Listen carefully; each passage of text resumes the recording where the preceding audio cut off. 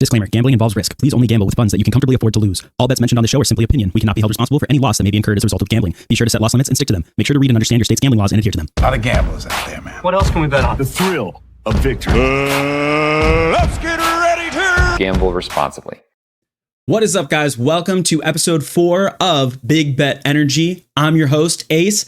Let's get into how last week went. Last week was tough, guys. We only hit 3 of our 7 bets. That is not what we're going for. I apologize. I feel like I had done better, but it was a weird weekend and who knows. If you've been following the show for the last 2 weeks that I've been hosting it, then you know that puts our score up to 8 of 14. So we're still over 50% on our bets, which is pretty good. If you're following, then last week you were up 4.38 units. And this week we are down about 1.3 units from doing last week. But that means our total is still up and we're still at about 3.1 units up on our total bets. The average bettor gets about 90% of each dollar that they put in. So for each dollar that you're betting, they get about 90 cents back, which is a net loss. So the fact that we're still at over 3 units net positive is very good. As always, this week, if I do get all 7 picks right, then one random commenter on this episode will get a free $100. Thank you guys so much for the comments last week. You know, very positive, very high energy. I very much appreciate it, and it makes me like doing this show. As I've said the past 2 weeks, each bet that we're going into is going to be 1 unit. A unit is just if you like a bet, a normal bet,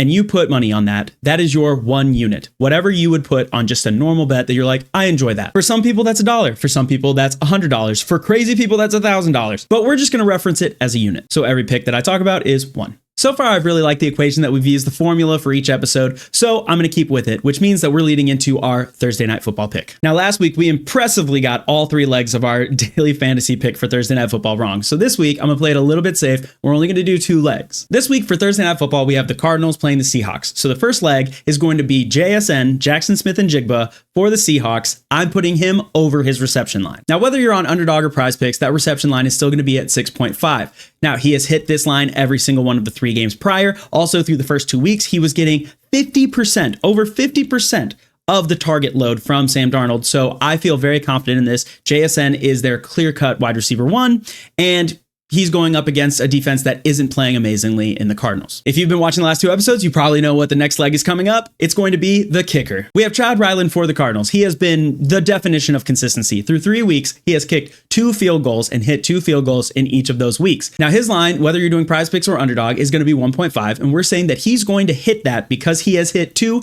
each of the first 3 weeks. We're saying he's going 4 for 4. That's it. Those are the 2 picks. We're doing JSN over receptions and we're doing Chad Ryland over field goals made. This is a pretty safe one, but because it's daily fantasy, if it hits, it's still over 3 times your money. If you're doing it on Underdog right now, it said that it would be a multiplier of 3.18. If you're doing it on Prize Picks, it's just a normal multiplier of 3. If you have something on Underdogs or Prize Picks where you're getting a free pick or something, toss it on there. Why not make it a 3-legger with a free leg?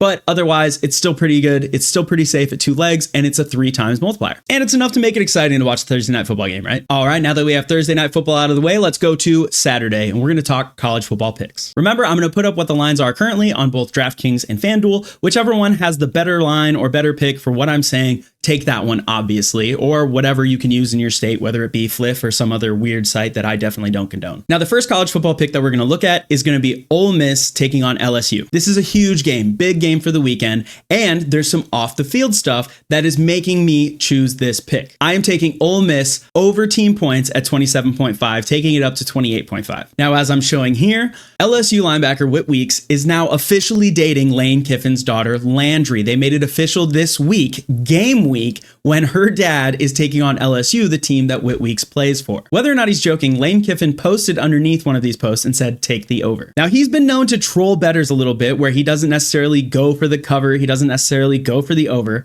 but I feel pretty confident in the team points, especially because they've averaged 44.75 points per game, and their team line right now sits at 27.5. That feels pretty safe, even though they're going against their best matchup this year in LSU. They've played 2 SEC teams this year. While not as impressive as Alabama or Georgia, they've played Arkansas and Kentucky. They beat each of these teams, putting up 30 points and 41 points. So that's SEC talent, and they're still beating their total team points right now. I think it's fairly good. I like this line. I also just hate Brian Kelly and his fake Southern accent, man. Get out of here. The next line I'm going to take is going to be a Big 12 matchup between TCU and Arizona State. I have TCU covering the plus 2.5 spread. Now, this is one that I'm willing to take all the way to 0. I think TCU should win this game outright. So the fact that they're plus 2.5, that just makes it a little bit safer of a bet and makes it more likely that I'm going to hit all 7 of these picks. I like to do comparisons of teams that play the same people. TCU and Baylor both played SMU. Baylor only beat them in an overtime shootout, while TCU pretty handily took over in the second half and beat SMU. Then now Baylor took on Arizona State and lost on a last-second field goal this past weekend. So TCU going to Arizona State after they had a dominant performance over SMU, I think that they should get the better of Arizona State. They are not the same team that they were when they had Scadaboo, and I think that Sam Leavitt is just not playing his best ball. Against Baylor, they should have blown us out. He is not seeing the people that are open downfield. He's not seeing his receivers. He's relying on his legs a little bit more this season. I think that TCU should beat them outright, even though it is at Sun Devil Stadium. With the TCU-Arizona State game, there's also an extra wrinkle that I want to talk about that I think is an interesting thing with betting. TCU is a 2.5-point underdog right now, but TCU is in Texas, which is a state that does not allow sports betting on sites like DraftKings and FanDuel, whereas Arizona State is a 2.5-point favorite in a state, Arizona, which does have betting. Now, more times than not, on games like this, when it's not huge schools like Alabama taking on Georgia or something, where it's going to be the nationally televised game of the week that everybody's watching and everybody's betting on, when you're taking two teams like this, where one is in a state that does not have betting and the other is in a state that does have sports betting, you will see that because Arizona State bettors are allowed to bet, they're much more likely to be betting on Arizona State to win without much interference from national sports bettors. Now, TCU being in a state that does not have sports betting legally, they are not putting a bunch of money on TCU to win. So as more and more ASU fans in a legal state are putting money on Arizona State, who is a current favorite, the line is going to shift to make TCU look more appealing the more and more that people bet on ASU because the sportsbook like to cover their bets. This may get a little skewed come Friday or Saturday morning because TCU fans will probably travel to Arizona, and then once they're there, they can legally put a bet on TCU to win. But until then, that line is probably going to shift more and more towards TCU's favor until game day. So if you do want to tail me at the plus 2.5 TCU line, I would say do it now, because if you wait, as more and more Arizona State bettors bet, that line is going to creep up and they might even become a favorite by game time, which is obviously less good odds if we're trying to say that they're covering a 2.5-point spread. So that's just a fun little statistic that betting friends of mine have noticed between states that have betting and states that don't, and when their teams play. Now, the last line that I want to talk about is going to be Notre Dame playing Arkansas, and I like the over at 64.5. Genuinely, I think this game could hit 80 or above. Last week, Notre Dame led up 30 points to a less than sexy Purdue team, because we totally expect the Boilermakers to light up the scoreboard. The fact that they had to outshoot Purdue in a high-scoring game, and then they barely lost a shootout against Texas A&M, this Notre Dame defense might be Irish, but they definitely are not fighting. Arkansas is a very similar team where they're putting up a lot of points each week, but their defense is basically just having to hope that their defense is going to make a stop so that they can outscore the other team that's just opening the floodgates. Arkansas is coming off of a heartbreaking loss against a Memphis team that couldn't even buy its way into the Big 12. So the fact that they're coming into this game with something to prove, I think it could be an absolute shootout. There you go. Those are my college picks for the week. Let's move on to the NFL. The first game I want to talk about is the Indianapolis Colts taking on the Los Angeles Rams. We have a Colts offense that has only punted once and is being led by a red-hot Danny Indiana Jones and scoring 34.3 points per game, which is crazy. Not to mention Daniel Jones is averaging the highest yards per pass in the league. The current Fox NFL rankings have them at number 4 in the entire league. They're taking on a Rams defense that just gave up 3 passing touchdowns to a run-heavy offense of the Eagles. The Rams focused on stopping Saquon and Jalen in the run game, which meant that Jalen had to beat them with his arm. He did do that. This week, I think they're going to take a similar approach against Danny Dimes and the Indianapolis Colts. I think they're going to try and stop Jonathan Taylor and make Daniel Jones throw it,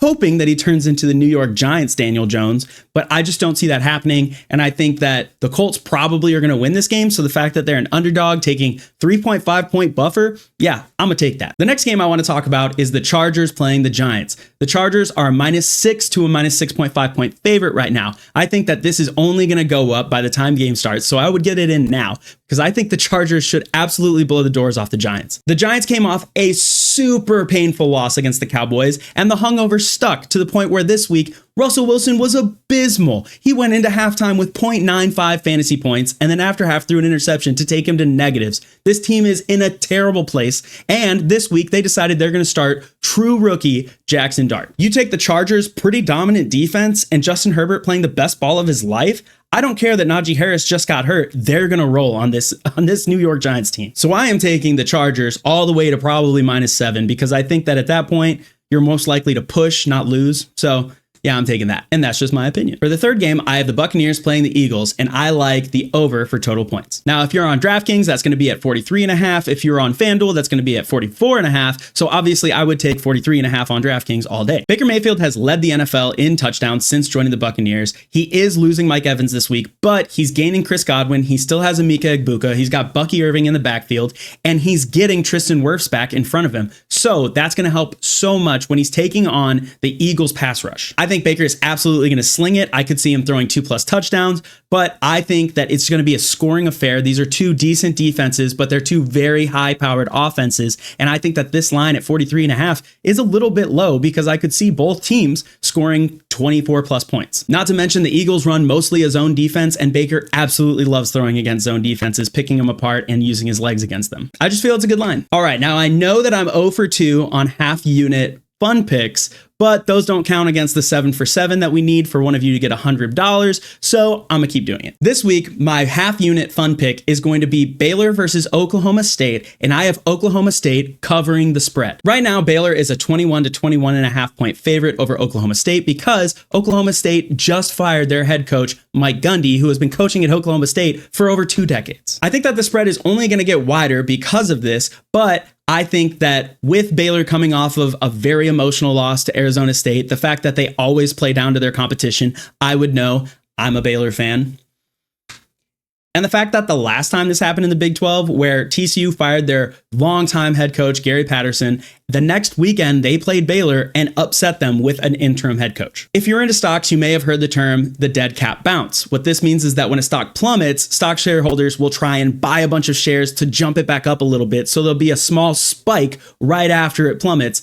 And that is what I think might happen here, where Oklahoma State, yes, they're having the worst season they've had in a long time. They've lost their head coach, but sometimes that means that the players get together, they rally behind their interim head coach, and they come back to show everybody that they're not dead yet, even if they might be. Now, don't get me wrong. If throughout the rest of the week, you see a bunch of players saying that they're opting out of this season from Oklahoma State because they've only played 4 games, don't take this line because they might be playing nothing but backups. But if that doesn't happen, I absolutely think that Oklahoma State can cover the spread against Baylor. There you go. Those are my 7 picks of the week, plus a half unit fun bet.